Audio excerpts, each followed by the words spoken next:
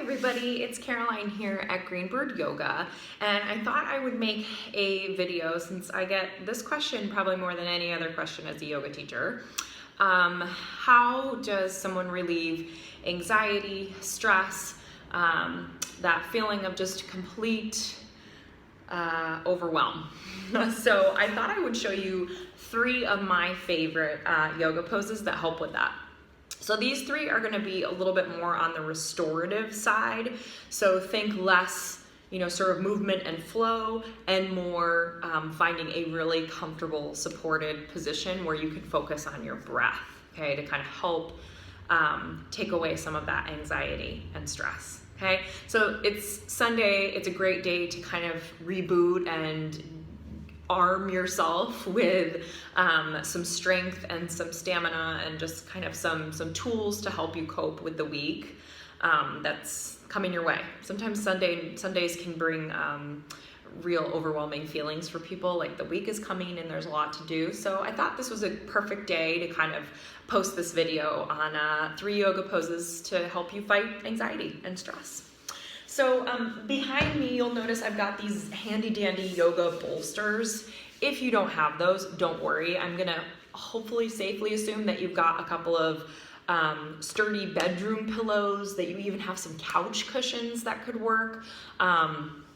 So hopefully you've got those, and if you've got them, grab them. We'll meet here at the mat, and I'll show you some of my favorite ones. So first one, always a go-to one for me. It's my most go-to yoga pose. It's the pose that I put my kiddos and my yoga classes into when everybody's getting crazy and overwhelmed. And in kids yoga, I often will call it rock pose, but when I teach adults, pose of the child's pose. Okay, so I like to use a couple of bolsters here when I'm kind of feeling like I want it to be sort of less of a stretch, right? If we do it without the pillows, you can kind of really get into more of a stretch. But for this one, I really want the support. I want the feeling of being able to relax and let go and have something support me, right? Especially when you're feeling that anxiety, you feel like you need a little support and a little help.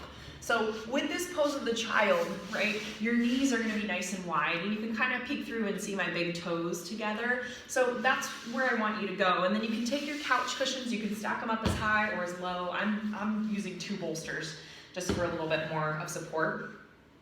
Note that you can put the bolsters close into the body, or if you are expectant, or you maybe just have a little bit more of a rounder belly, that's okay. You can kind of push your bolsters out a little bit just to make a little space. You don't want to feel that you're wedged in or uncomfortable.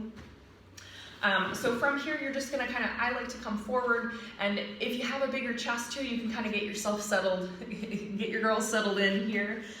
So make your way, start to walk your hands, and then you can either rest your face to one side or the other. Some people even like to stack their palms or interlace their palms and rest their forehead, okay? So this one is just so lovely, so nice for de-stressing.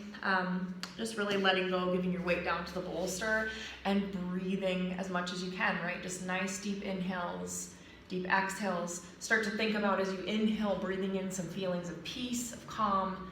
As you exhale, exhaling out that which is stressful to you, right? So just allowing yourself some time to just kind of breathe through and reboot. So child's pose is a great one. Again, couch cushions, pillows, whatever you've got handy. And you can always order yoga bolsters, right? They have them on Amazon and different places. So that's always an option. So pose number 2, you're gonna maybe take it down a notch and just use 1 couch cushion.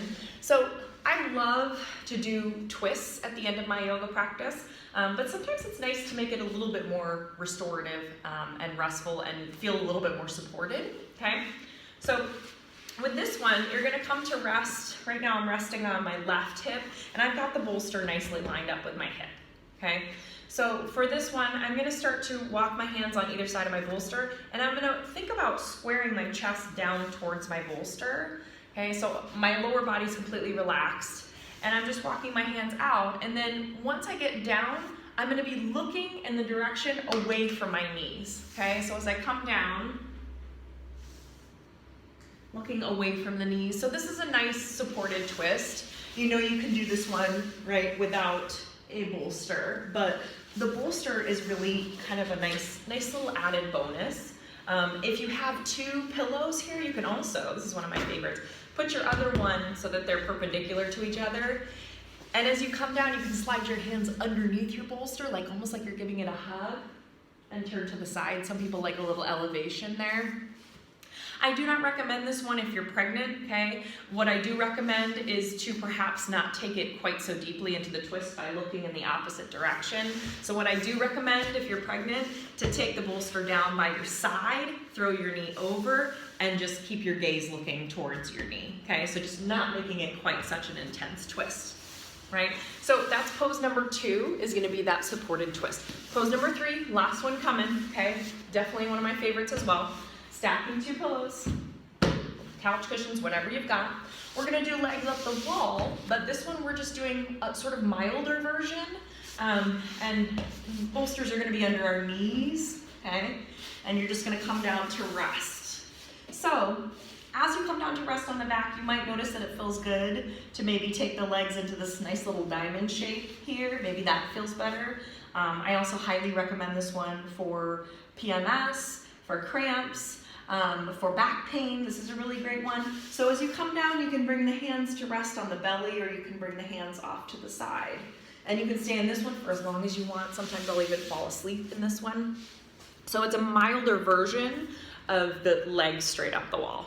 Okay, so I hope those 3 poses will be helpful to you. They're 3 of my favorites, and I don't know, lately in the past couple of months I've just been more into having my practice be a little bit more relaxation and stress management based than really kind of heavy, sweaty flow classes or practices. So give them a try, tell me what you think. And I hope they help you. Have a wonderful week. Hang in there. We're all in this together. Namaste, friends.